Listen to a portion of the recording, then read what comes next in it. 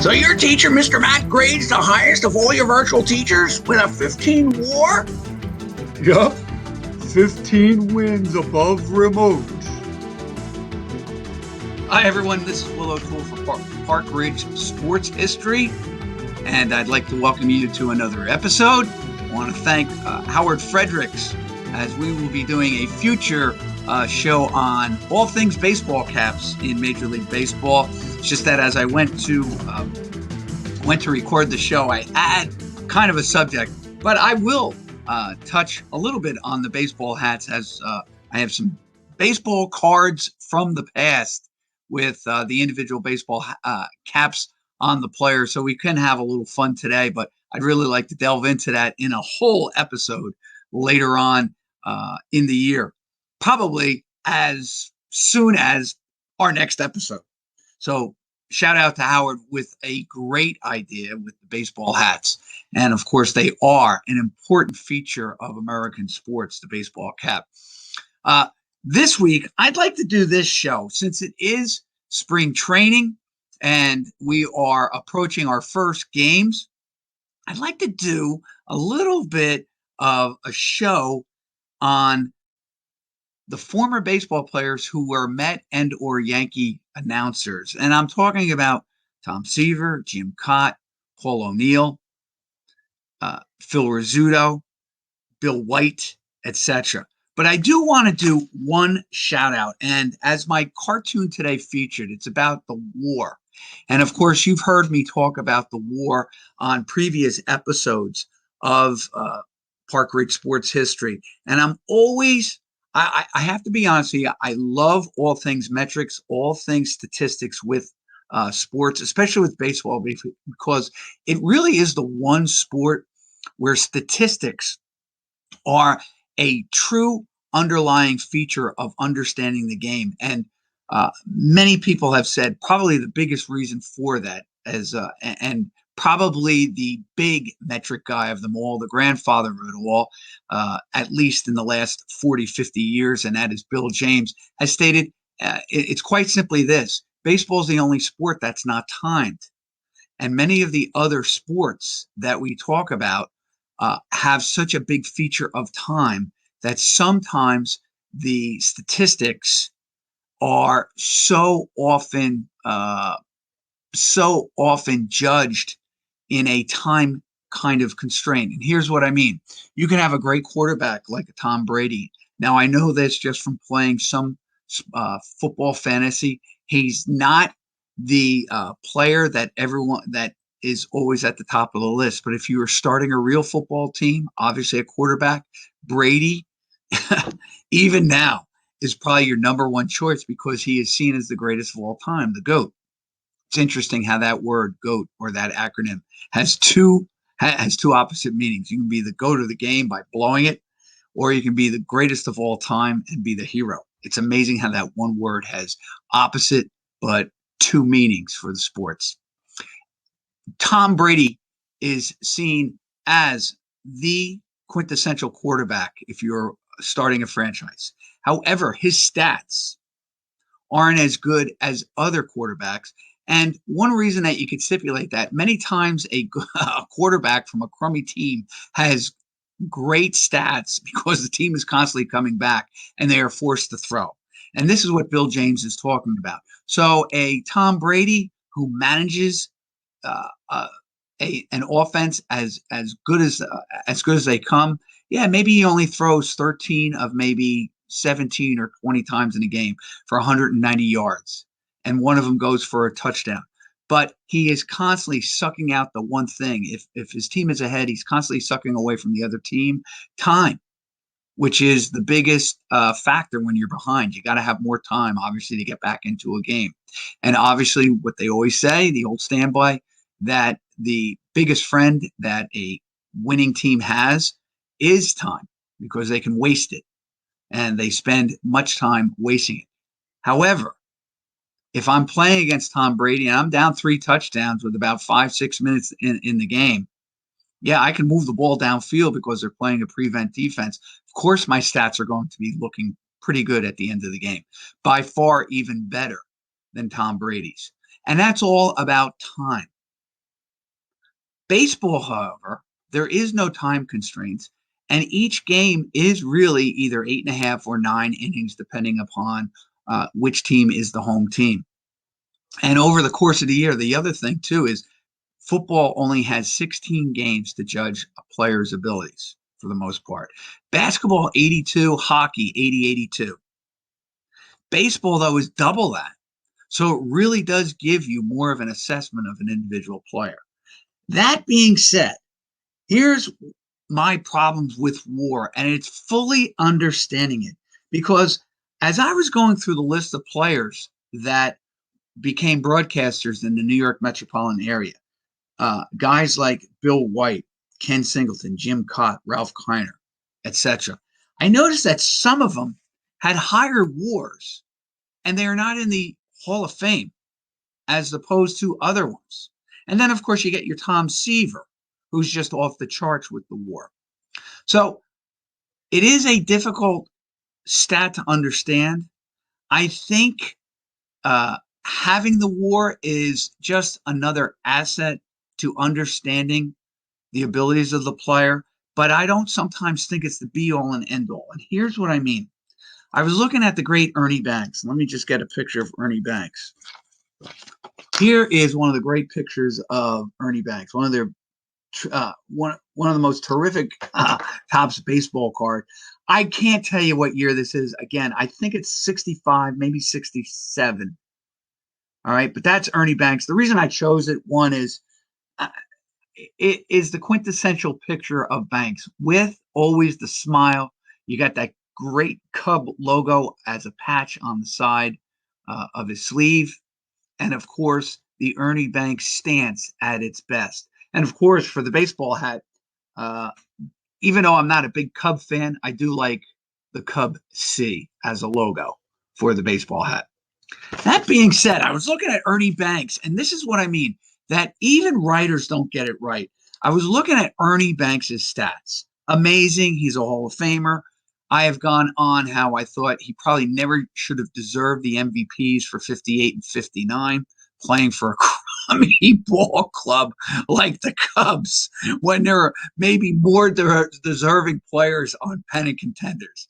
I am happy he won it just so that he would have the acknowledgement of what a terrific ball player he was. You got to remember, he's one of the few players that started at shortstop, played over 500 games there, and then shifts later in his career to first base so that they can make room for Don Kessinger, who probably defensively was probably a better defensive shortstop, but let's face it, couldn't hold a candle to Banks as a offensive power in the Cub lineup.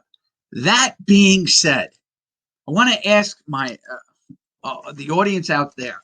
I'm going to give you Ernie Banks' stats in 1969. And this is exactly what I mean. Ernie Banks with the Cubs in 1969 finished in 12th place in the MVP vote. And I'll just give you a list of the guys that he finished behind. He finished behind Willie McCovey, the winner, Tom Seaver, Cy Young Award, and the Miracle Mets of 69. Henry Aaron, enough said.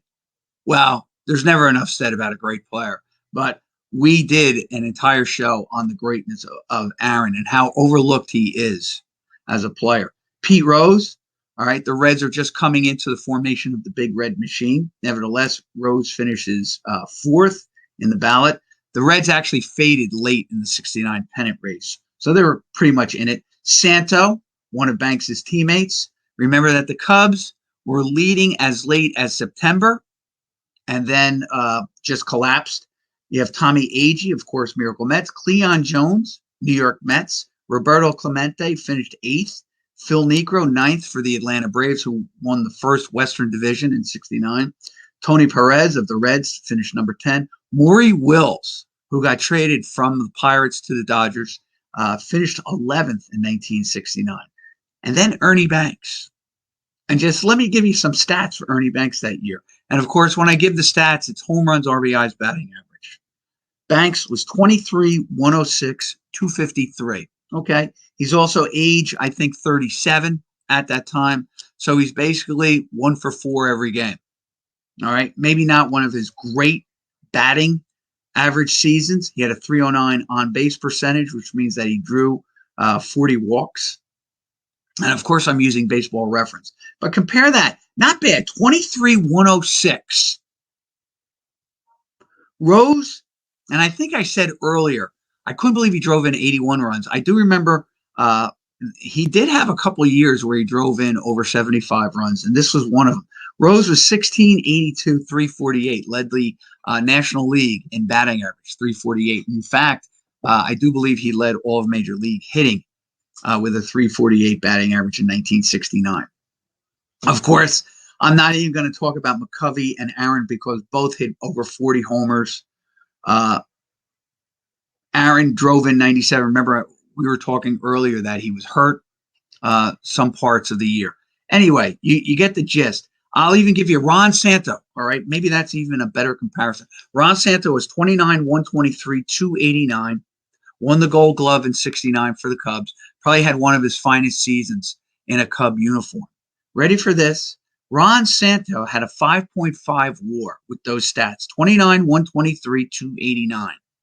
In addition, he drew 96 walks. Something I never realized, the amount of walks that Ron Santo. He would be an unbelievable player today. Not that he wasn't back in the 60s, but those walks would have been definitely much more appreciated today than they were back in 69. Okay, so he's got Banks by double the amount of walks. But ready for this? Santo had a 5.5 WAR with a 29, 123, 289. Ernie Banks with his, and I'll read it again, Ernie Banks, 23, 106, 253 was a negative 0.7 WAR. Let me just let that just sink in.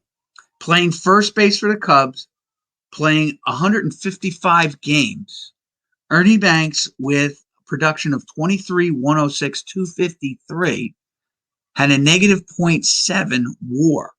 But his teammate on the other side of the diamond, Ron Santo, 29, 123, 289, had a 5.5 WAR. Now, I was even looking at the Cubs that year, and you say WAR is wins above replacement, and you start to say to yourself, well, who could have replaced Banks as a first baseman that year? Other than Willie McCovey? Maybe Orlando Cepeda? Maybe Hank Aaron playing a little bit of first base, but mostly it was Cepeda. First base, you might have had Don Clendenin for the Mets, and he even only played part-time with Eddie Kranepool. So my whole point is this. Where are you going to get a guy who's going to give you 23, 105, 253 at the age of 37, playing on a pennant contender, and he only got he only earned a negative 0.7 WAR? See, to me, it doesn't make sense. And you could probably do the numbers, but I just gave you a number of guys. The Reds had Lee May. In 69, I believe May had 38 home runs. I'm sure that his WAR was probably a little higher. Let me even see if he doesn't finish in the top 15. But he does. He actually has a 3.8 WAR with 38, 110, and 278. My whole point is this. WAR is valuable. Sometimes, though, I think WAR is unexplainable. And I'm always fascinated with WAR because I've brought up several players. Of course, my two big guys I always harp on, Dick Allen and Gary Sheffield. I always say Gary Sheffield is Richie Allen times 2. And if you take a look at their stats, you'll know what I'm talking about. But neither one of them are in the Hall of Fame, and yet I've pointed out how both of them have higher WARs than a number of established players who we see as Hall of Famers, and we see them as no-brainers as Hall of Famers. And that they have higher WARs, and yet they can't get a look for the Hall of Fame. And of course, many baseball pundits probably point to their low WAR, and yet their WAR is much higher. Banks finished with a 68.7 WAR. And that fascinates me too, because I'd really love to be able to pull this apart and really, really understand it. And it's not my ignorance as much as I just don't understand why very similar stats lead to dissimilar WAR numbers. And as I pointed out, yes, there were a number of players, maybe first basemen, McCovey and May, who may have had better years. But you're telling me that Banks's year in '69 was that bad, that it's a negative number? Fascinates me. Fascinates me. Kind of upsets me too, but it fascinates me at the same time, because I think they have to tinker with this. And I think we can all pretty much be on the same side of this argument that Banks had to be one of the most prolific hitters of the 50s. Obviously, one of the most significant players of the 1950s, a home run hitting shortstop, two-time MVP on a terrible franchise, a terrible team during those 50s. It would be amazing had he played maybe for the Braves or the Giants during that time. But to have a negative 0.7 WAR, and I looked to make sure that my eyesight wasn't going bad on this. It just fascinates me. And that brings me to other ball players. And it's a nice segue. I'm looking at Bill White. All right. Just comparing the two. Now, Bill White has a 38.7 WAR for a career. And yet, ready for this? He finished third in the MVP in 1964 with a WAR of 5.4. He finishes third to Kenny Boyer, his teammate on the Cardinals. Probably he lost because third base, Boyer was one of the top-notch defensive third basemen, even though White won a number of Gold Gloves. And you're talking about a very good ball player. His stats are probably overlooked a little bit. Bill White, a magnificent. I always loved him. He was probably my favorite Yankee announcer, and I hated the Yankees. But I did enjoy listening to Bill White. I always thought he was a really good player. I obviously never got a chance to see him play. I was just a little bit too young. But I recall my brother saying, yeah, he was a pretty good player. Kind of guy that you need on a winning team. Yeah, maybe he's not going to pound out 40 home runs and 120 RBIs, but he always gave you about 15, 80, and great defense and a clutch player. So Bill White, maybe not deserving, but I will tell you this, just put this in perspective. Mays did not win the MVP in 1964. He finishes wedged between Boyer and Bill White. And together, this is the amazing thing about Mays, together, Boyer and White don't have as high a WAR as Willie Mays. Willie Mays simply had an 11.0. And again, I can understand how you can have this amazing WAR and not win the MVP, simply because, listen, I'm being prejudiced when I say this. I actually think many times the MVP probably should come from a contending team. I didn't necessarily say the winning team, but definitely a contending team. And here's what I mean. If you have a team that comes out of lights out of nowhere, maybe they finish last or in the bottom the year before, and all of a sudden they have this great year and they wind up, let's say, winning 85 games, but wilt at the end of the season, and they finish 4 or 5 games behind. I definitely think if there's an MVP type candidate on that team, he should be considered in the same realm as maybe players from that pennant winning team, because sometimes those pennant winning teams won it the year before or won it for the 3 out of the last 4 years, and maybe there isn't one particular player from the MVP from the pennant winning team that had as good a season as the MVP or as good a season as the guy from the upstart team. I can understand that, and I think that happened in a way to Willie Mays, that the Giants weren't that good or not as good as the Cardinals in '64. Remember, the Cardinals hadn't won a pennant in quite a bit of time. Now they rally behind these young Cardinals of Brock and Boyer and Bill White and Bob Gibson, and win, and obviously go on and defeat the Yankees in a great World Series. All right. So White, 38.7. I actually am siding with this. for all that White has done for baseball, I would love to see them give him a special plaque in Cooperstown. He was a great announcer. And he did a nice job as commissioner. And just for all of his efforts, I think he was always and has been just a classy. He just embodies what we want in our baseball players. Now, with that, here's Phil Rizzuto, incredible, and a partner of Bill White. Where Bill White was meat and potatoes, Phil Rizzuto was definitely the guy that you went to that put sugar on your teeth. And what I mean is that Bill White, you went to, let's face it, Yankee fans, Bill White was going to give you the score in a he's going to give you the box score and the story of the game in a very meat and potatoes, very factional way, as opposed to Rizzuto, who would probably do it in a very, romantic pro-Yankee way. All right, at least until the seventh inning, and then it was home to Hillsdale or Hillside. But Rizzuto, I didn't know this. I knew he was the MVP in 1950, and I know he was kept out of Cooperstown because of some politics. And I know that probably with the suggestion or push by Ted Williams, Rizzuto finally earns a plaque in Cooperstown because Williams was allegedly to have said that without Rizzuto, the Yankees would never have won as many pennants as they did during Williams' heyday with the Red Sox. You got to remember that the Red Sox 2 or 3 times missed out, losing to the Yankees.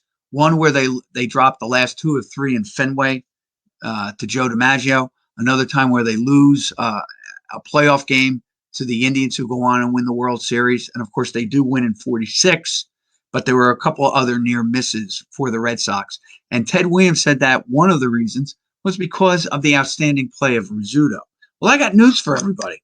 But here's an eye-opening stat that I was really, I didn't fully grasp. He wins the MVP. He had a 6.8 WAR. See, this is what I mean. He had a 6.8 WAR to lead the American League. He had the highest WAR to lead the American League. Let me just get his stats real quick here, and I apologize. But in 1950, here's what Rizzuto did. Probably his finest season. He hit 324, 7 homers, 66 runs batted in. He actually scored 125 runs. He does lead the league in plate appearances with 735 and 155 games. That's amazing. And of course, 155, probably one was a tie, or they had enough innings to record and it was rained out, one of those type of things, okay? But he was 7-7, he had 36 doubles, 7 triples, 7 homers, and 66 RBIs to go with 125 runs, 200 hits, and he hit 324. He had a 418 on-base percentage and does win the MVP. Now, you have other guys with amazing stats. One of them, Ted Williams, 1950. And I know it was one of his hurt years. But Rizzuto leads the league in WAR in 1950. Well, here's the interesting thing. I never realized this. In 1950, the previous year, Rizzuto wound up as the runner-up in the MVP to Teddy Ballgame. In this respect, it was no contest. Williams had a 9-1 WAR with 43, 159, 343. In fact, I'm pretty sure that Williams wins the Triple Crown that year. Rizzuto goes 565, 275. So really, Rizzuto improved on his stats from 1949 to garner the MVP in 1950. I was correct. 1949. No, I'm sorry. Williams does not win the Triple Crown. 43, 159, 343 does not lead the league. The year he won the MVP, the Triple Crown was 47. He was 32, 114, 343, finished second in the MVP. And I believe that's one of the years that Dave Egan, who was a sports writer for the Red Sox, either left him off or they had some kind of conflicts, Williams and Dave Egan, a sports reporter for the Boston media. I believe that was the year. And then, of course, Williams also wins the Triple Crown, 1942, 36, 137, 356 batting average. Finishes again second in the MVP. And the year before that, when he hits 406, he led the league in homers with 37. He finished second in the MVP. I think Ted Williams and Willie Mays ought to get together and say, hey, listen, let's make the MVP vote, not the first place winner, but the second. They would dominate. But I'm reading, I believe, Williams, and I could be wrong, so I apologize if I have the wrong name. There was, I believe, a sports writer, I think his name was Egan, that had some issues with Williams that actually kept him off the ballot. But Williams was incredible. But just getting back to Rizzuto, and here's a picture of Phil Rizzuto. It's not the best, and I apologize, but I got it because it's from the 1950s, and back there are some Topps collections where they show the player in action. So they superimpose his picture, and of course you can see the Yankee NY, the most unique calligraphy in all of sports, and we'll get into that later on in another episode. But there he is. And of course, on top of him is Tim Mccarver, and it's a great segue. So I go from Rizzuto, finished second in the MVP in 1949, wins it in 1950, to Tim Mccarver. Now, I have to be very honest with you. I love Tim Mccarver.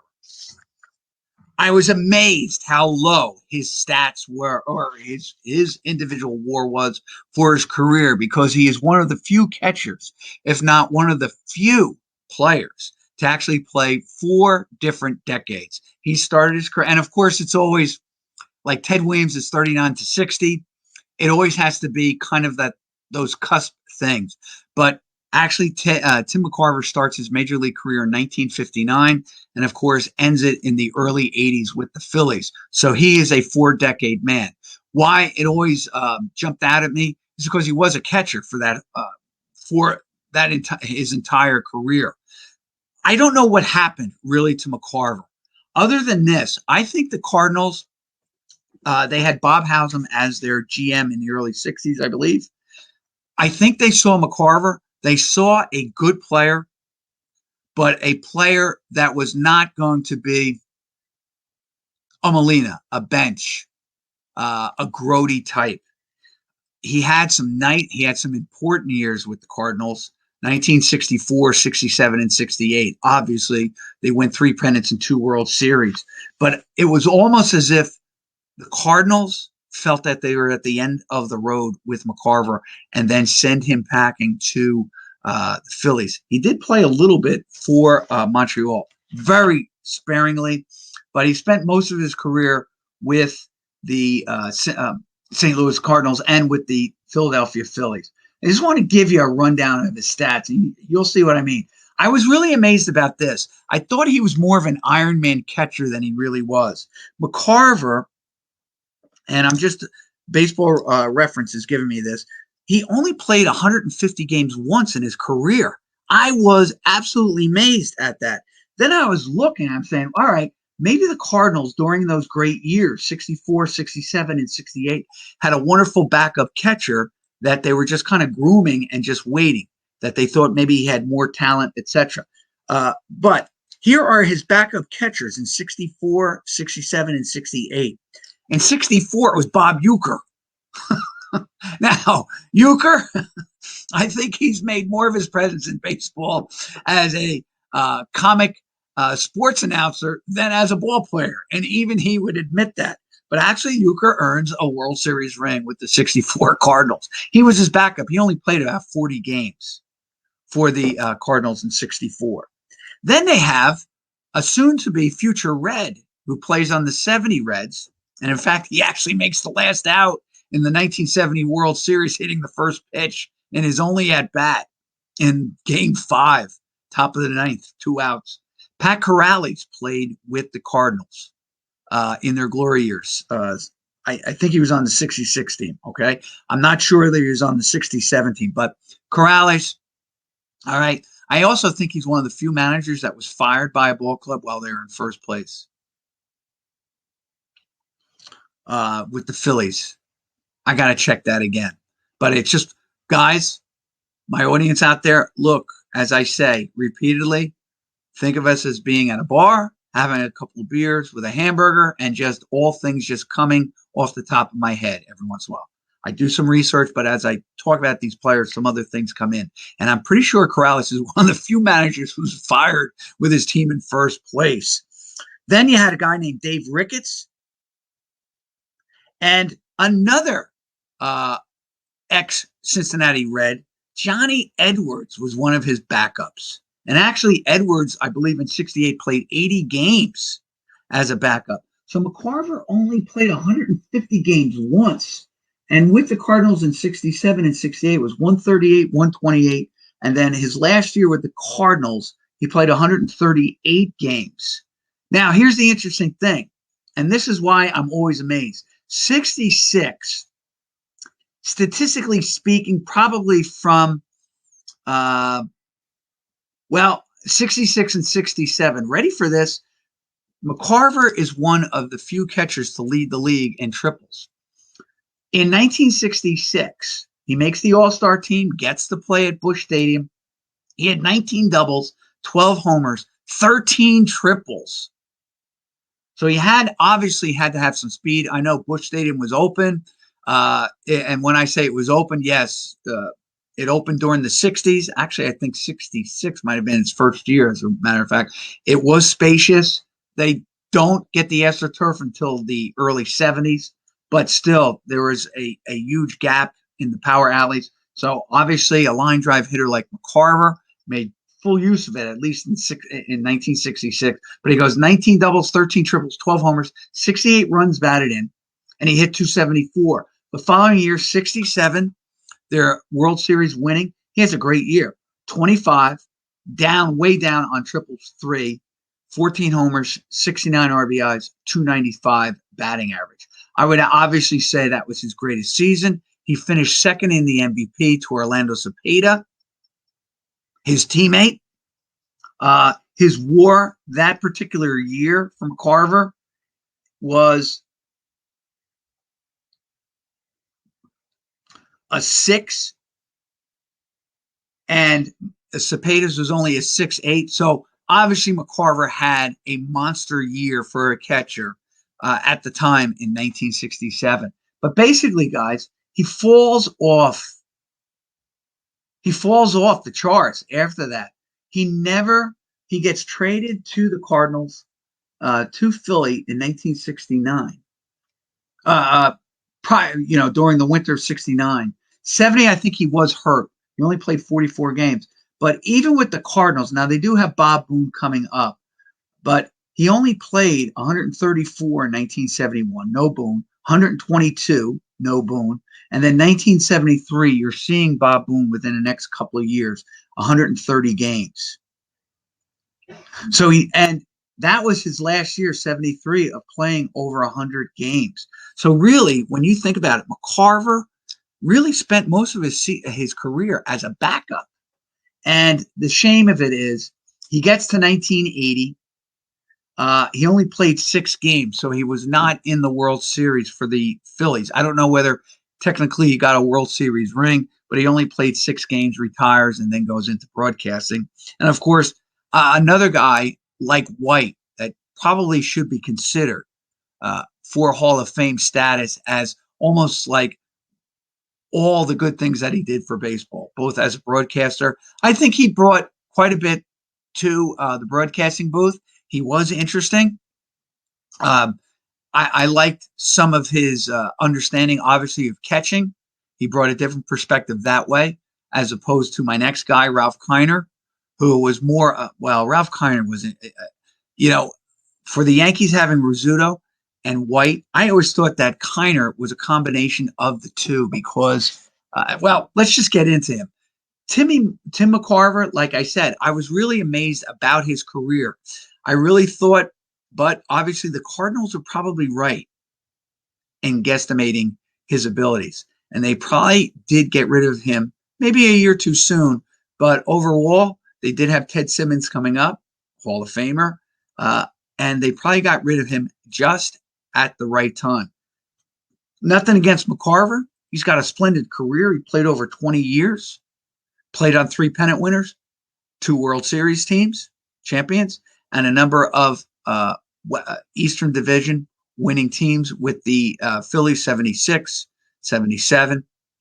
And then 1980, he at least has a cup of coffee with that World Series, the first one in Philly history. Ralph Keiner, and of course, I'll probably save the other. Well, let's just see what we can do. Ralph Keiner, Hall of Famer. I remember as a kid that Ralph Keiner spent many years trying to get in. And it seemed like he was always being denied. Actually, I'm going to put the other, and maybe I'll talk about, if I don't get them to them today, other baseball card guys. I do like this Philly Mccarver because he doesn't have a baseball hat. That was one way of Topps able to finagle the baseball cards. They would take one with the baseball cap on. Then if the guy got traded, they would either darken the cap or they would take one without the baseball hat on, a full picture of the face, and then we're able to put the new team on. And that's obviously what they did with the 70 baseball card with Tim Mccarver, 1970. But take a look at Keiner. I do love the Pirate logo. Their the letter P on their uniform. It does look like something you would see on a Jolly Roger or a pirate ship. Ralph Keiner is an interesting guy because he only finished with a 47 WAR. He's funny. He knows everything about baseball history, and he knew the game. And even though he was an outfielder, he really knew and that's not a knock against the outfield, but they'll always tell you that it seems like the guys who really know the nuances of the game are usually your middle infielders and obviously your catcher. And I'm not saying that they are the be-all and end-all, but that's generally the rule of thumb. Keiner, though, was an interesting broadcaster. Not only did he have a lot of fun in the broadcast booth, and not only did he have quite a bit of knowledge about baseball, but his history of the game, where Rizzuto was kind of comical, kind of clownish, and he was offset by, let's say, Bill White with his meat and potatoes kind of delivery. And even White knew quite a bit about baseball history. Of all the broadcasters we probably had over the last 50 years with the Mets and the Yankees, I don't think anybody had more knowledge of baseball history than Ralph Keiner. And the beauty of Ralph Keiner was this. He was at odds for most of his career with Branch Rickey. And so he has many stories about Branch Rickey and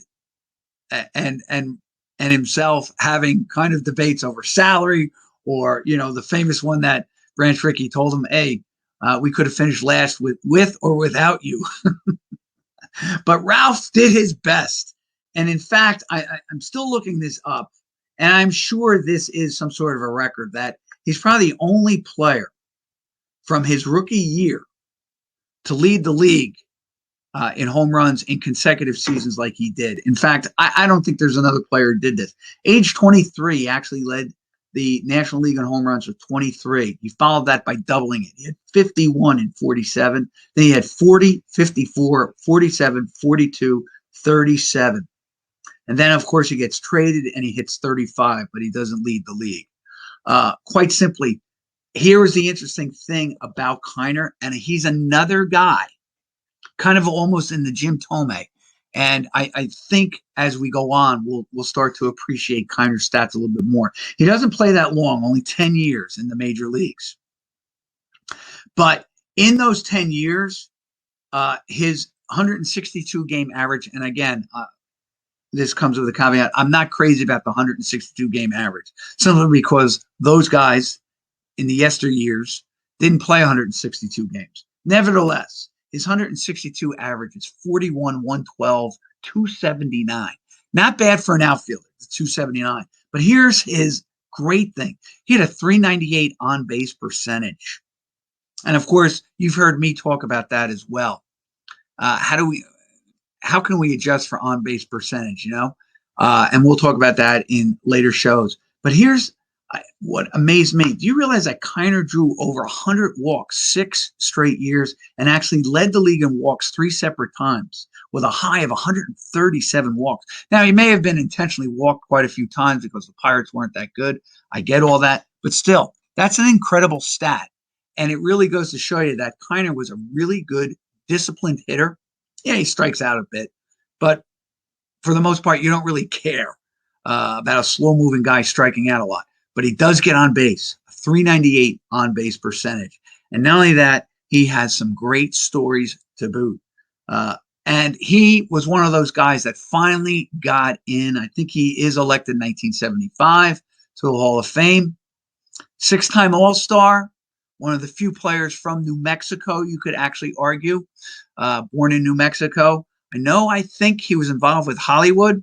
So he was a pretty interesting character. Not only that, well, my father never really was crazy. Well, I shouldn't say this. He always felt Keiner was very partial to the Pirates. So it was fun watching Ralph Keiner broadcast a Pirate game with my dad because he always thought that Ralph was too partial to the Pirates. But Ralph was an interesting character and a really good broadcaster. And like I said, when you sat down to listen to a game on the radio or on TV with Ralph Keiner, you knew you were going to get some interesting baseball talk. And Ralph Keiner, of course, finishes with a 47.9 WAR. Just an interesting character. And all of these, and we'll visit some others in future shows. Still haven't gotten to Hernandez or Seaver, or of course one of my favorites, Ken Singleton, but we will. This is Will O'Toole for Park Ridge Sports History, thanking you again for allowing me into your homes, and a special shout out to Howard Fredericks for allowing me to do the episodes. See you next week.